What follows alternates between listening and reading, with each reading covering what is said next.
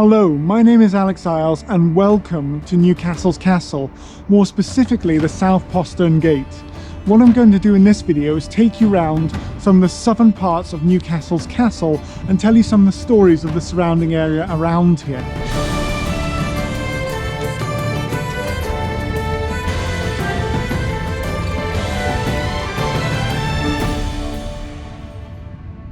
Now, to start off, the postern gates. A postern gate is a side entrance to the castle. Newcastle's castle had two main gates. One, the west gate, which now has become the area of Westgate Road leading up out to the west of the city, and then also the black gate, which is much more famous and can be seen as a structure that still survives to this day. The west gate has been demolished and no longer exists. But there were two postern gates as well. There was the south gate of South Postern right here, and the eastern postern, which connects onto a street called Dogleap Stairs. Now, this South Postern probably had an earlier gate right next to it, so you can see a gatehouse right here that has been bricked up and filled in over time, but then it's been replaced by the modern one that you can see here. There's a local historian called John Grundy, who's quite famous in the northeast of England, who also theorizes that Roman gatehouses had this double arched structure and style, and this could be the remnants or a reimagining of the gatehouse of Ponus Allius, the Roman fort. You can also see remnants of the walls of Newcastle's castle going along in this direction as well. Down here, there are the set of steps that would take you down to Newcastle's Quayside. So Newcastle's Quayside was a bustling, amazing trade centre where goods from all over Europe would come into Newcastle, and then goods from Newcastle would go out. During the Middle Ages, Newcastle's main exports were things like animal furs, wool, and alongside that, shipping goods.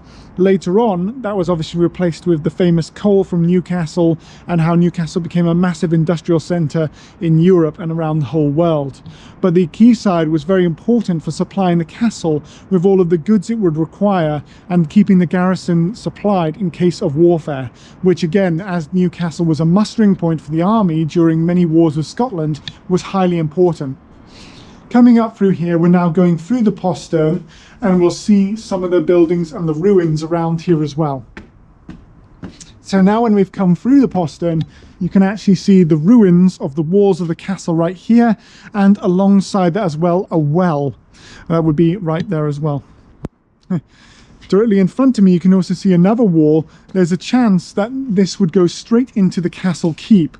It's been theorized that there was a north and a south bailey. So a bailey is a distinction between two parts of the castle, and that wall would have come up and entered into the castle, breaking up the garth or the enclosure, which is a garth is an Old English word meaning enclosure, and breaking up so there would be two parts of this area of the castle.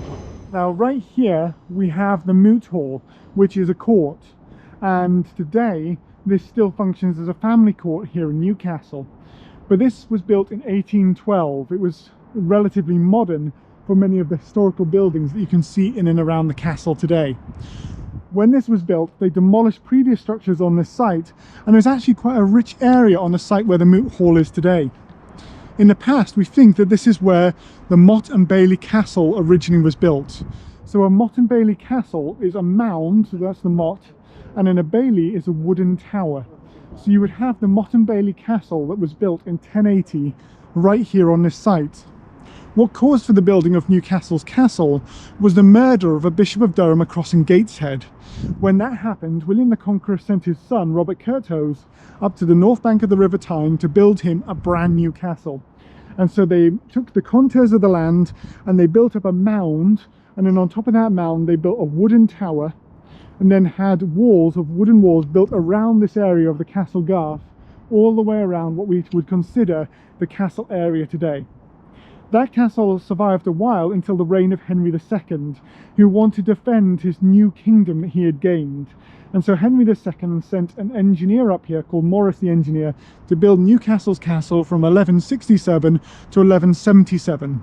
So the Motte and Bailey by that time had probably burnt down or been destroyed. We have records of a fire here. So because of that, the Motte and Bailey is destroyed, and it's replaced by the new castle, which gave it the city its name. Alongside that, they built the Great Hall on this site. And the Great Hall, many people think of it as the main hall inside the castle, but that would have been a judicial site, a place of royal power.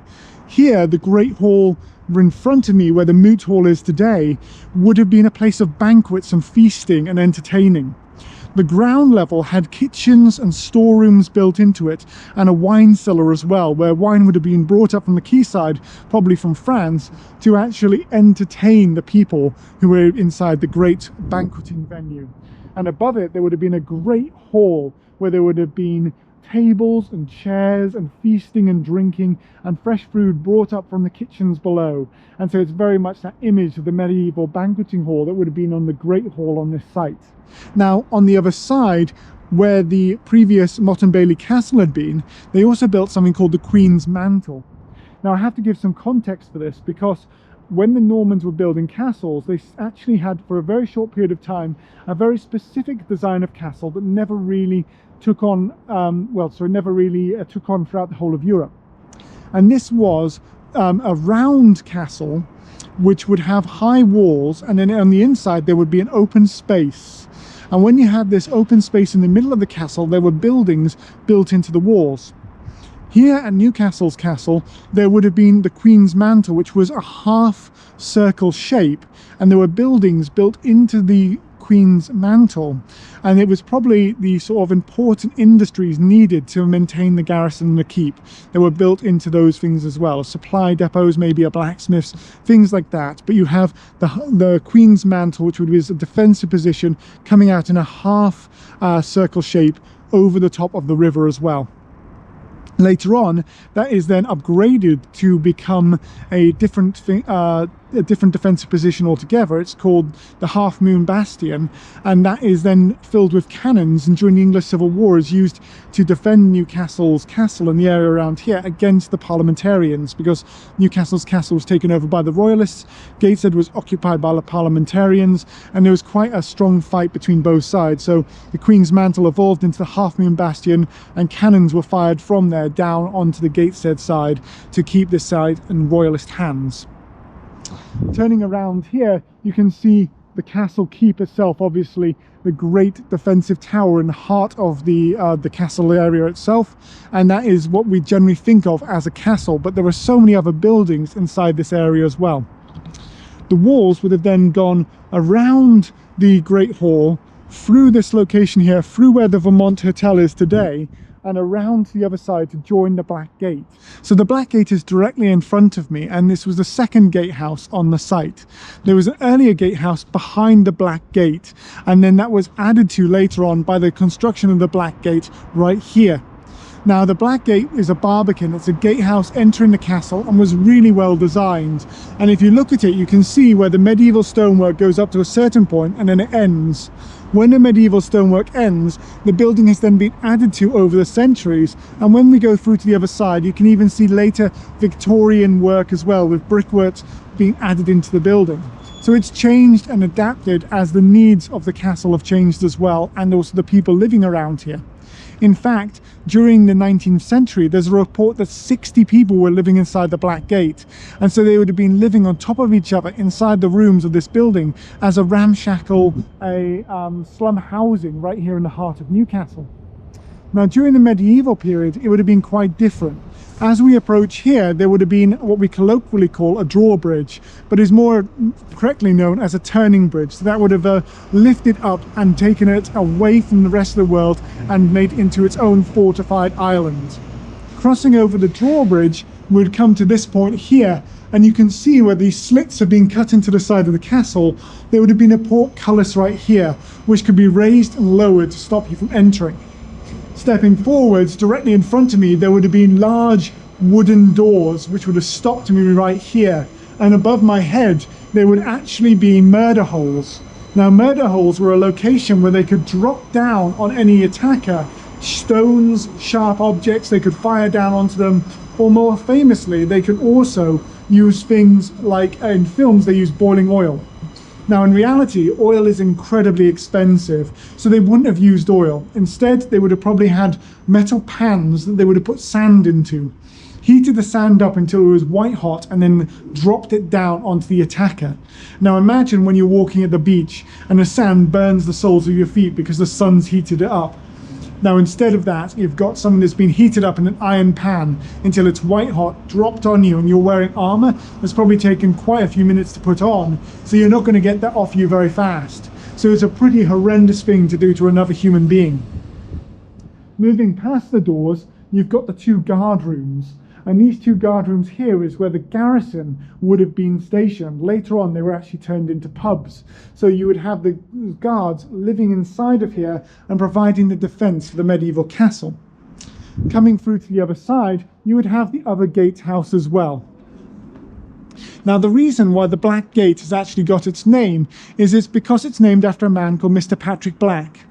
There was a gentleman here in Newcastle who was a failed businessman, and what he did is he took out a loan from Mr. Patrick Black, who was also King Charles II's tailor. When he took out this loan, he defaulted on it after buying a number of pubs and also the gatehouse of Newcastle's castle.